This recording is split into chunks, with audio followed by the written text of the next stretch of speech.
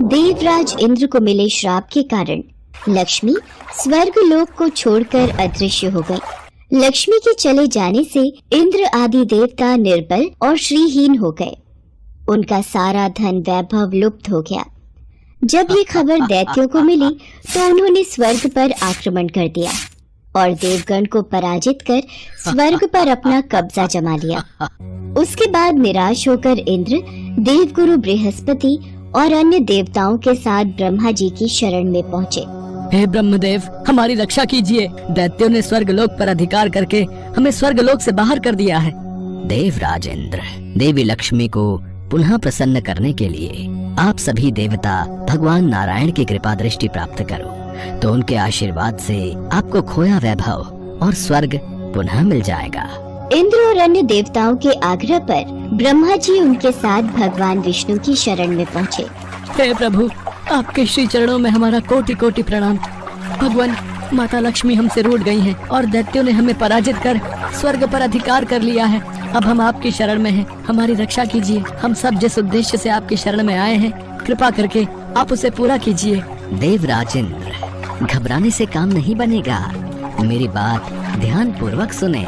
दैत्यों पर इस समय काल की विशेष कृपा है, इसलिए जब तक तुम्हारे उत्कर्ष और दैत्यों के पतन का समय नहीं आता, तब तक तुम उनसे संधि कर लो, क्योंकि केवल यही तुम्हारे कल्याण का उपाय है। क्षीर सागर के गर्भ में अनेक दिव्य पदार्थों के साथ साथ अमृत भी छिपा है। उसे पीने वाले के सामने मृत्यु भी पराजित हो जाती है। इसके लिए तुम्हें समुद्र मंथन करना होगा। ये कार्य अत्यंत दुष्कर है, अतः इस कार्य में दैत्यों से सहायता लो। कूटनीति भी यही कहती है कि आवश्यकता पड़ने पर शत्रुओं को भी मित्र बना लेना चाहिए। तत्पश्चात अमृत पीकर अमर हो जाओ, तब दुष्ट दैत्य भी तुम्हारा अहित नहीं कर पाएंगे। वे जो भी शर्त रखें उसे स्वीकार कर लो। ये बात याद रखो कि शांति से सभी कार्य बन जाते हैं, क्रोध करने से कुछ नहीं होता। देवराज इंद्र, तुम दैत्यों के राजा बलि के पास जाओ और समुद्र मंथन का प्रस्ताव रखो। जो आज्ञा प्रभु। भगवान विष्णु के परामर्श के अनुसार इंद्रादि देवगण दैत्यराज बलि के पास संधि का प्रस्ताव लेकर गए। यदि मैं समुद्र मंथन में देवताओं की सहायता करूं, तो इसमें मेरा क्या लाभ होगा? समुद्र मंथन से देवता और दानव अमर हो जाएंगे, क्योंकि समुद्र मंथन से प्राप्त अमृत को पीने से हमें अमरता मिल जाएगी। यदि ऐसा है तो मैं समुद्र मंथन के लिए तैयार हूँ।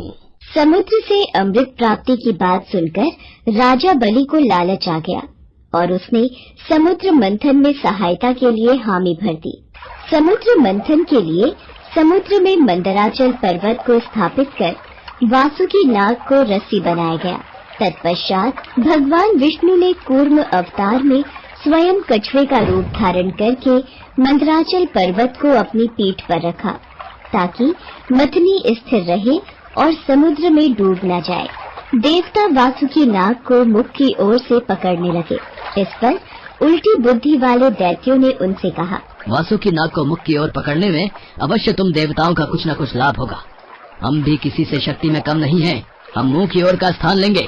ठीक है, तो हम पूंछ के भाग से पकड़ लेंगे। हमें इसमें कोई आपत्ति नहीं है। अमृत पाने की इच्छा से सभी बड़े जोश और वेग से मंथन कर रहे थे। सहसा तभी समुद्र में से कालकूट नामक भयंकर विष निकला। ये सब क्या हो रहा है? समुद्र में से तो विष निकल रहा है। ऐसे तो हम सब मारे जाएंगे। भागो, ये विष है, भागो। हमें भगवान भोलेनाथ की शरण में जाना चाहिए। अब वही इस परेशानी का हल बता सकते हैं। महादेव, समुद्र मंथन से विश्व बह रहा है, जो पूरी पृथ्वी पर संकट फैला रहा है। प्रभु, कुछ कीजिए। आप सबको परेशान होने की कोई आवश्यकता नहीं है। मैं इस विष का पान करूंगा और उसे अपने कंठ में रोक लूंगा। सभी देवताओं की प्रार्थना पर महादेव समुद्र मंथन से निकले विष को हथेली पर रखकर पी गए, किंतु उसे कंठ से नीचे नहीं उतरने दिया। उस कालकूट विष के प्रभाव से शिव जी का कंठ नीला पड़ गया, इसीलिए महादेव जी को नीलकंठ भी कहते हैं। फिर से समुद्र मंथन प्रारंभ हुआ और इस बार दूसरा रत्न कामधेनु गाय निकली, जिसे ऋषियों ने रख लिया। फिर उच्चैश्रवा घोड़ा निकला, जिसे दैत्यराज बलि ने रख लिया। उसके बाद ऐरावत हाथी निकला जिसे देवराज इंद्र ने रख लिया। ऐरावत के बाद कौस्तुभ मणि समुद्र से निकली, उसे विष्णु भगवान ने रख लिया। फिर लक्ष्मी जी निकली। लक्ष्मी जी ने स्वयं ही भगवान विष्णु को वर लिया और अंत में धन्वंतरी देव अमृत का घट लेकर प्रकट हुए। धन्वंतरी के हाथ में अमृत को दैत्यों ने छीन लिया और उसके लिए आपस में ही लड़ने लगे। इस अमृत को पहले मैं पीऊंगा। नहीं, ये अमृत पान पहले मैं करूंगा। नहीं, मैं पीऊंगा। नहीं, पहले मैं। ये दैत्य तो आपस में ही अमृत कलश के लिए लड़ रहे हैं, परंतु हमारे पास इतनी शक्ति नहीं कि हम इन दैत्यों से लड़कर अमृत कलश को ले सकें। हमें भगवान विष्णु से सहायता मांगनी होगी। हे नारायण, सभी राक्षसों ने अमृत कलश को छीन लिया है और उस कलश के लिए आपस में युद्ध कर रहे हैं। दुर्वासा ऋषि के श्राप के कारण देवता दैत्यों से युद्ध करने में सक्षम नहीं हैं। आप इनकी सहायता कीजिए। आप चिंतित मत होइए ब्रह्मदेव, मैं देवताओं की सहायता के लिए मोहिनी रूप धारण करूंगा। देखते ही देखते भगवान विष्णु ने मोहिनी नामक एक अति सुंदर युवती का रूप धारण कर लिया और दैत्यों के पास पहुंच गए। आओ शुभ के, तुम्हारा स्वागत है। हमें अपने सुंदर कर कमलों से ये अमृत पान कराओ।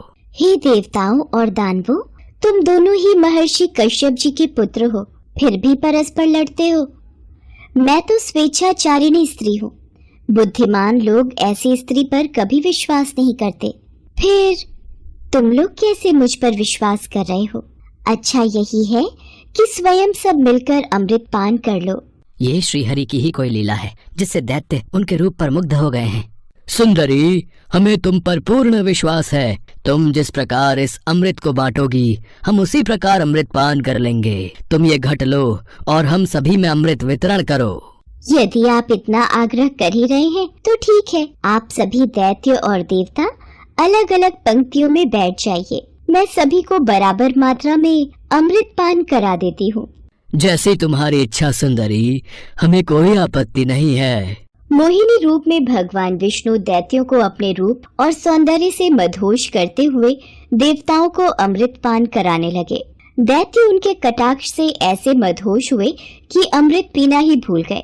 भगवान विष्णु की इस चाल को राहु नामक दैत्य समझ गया।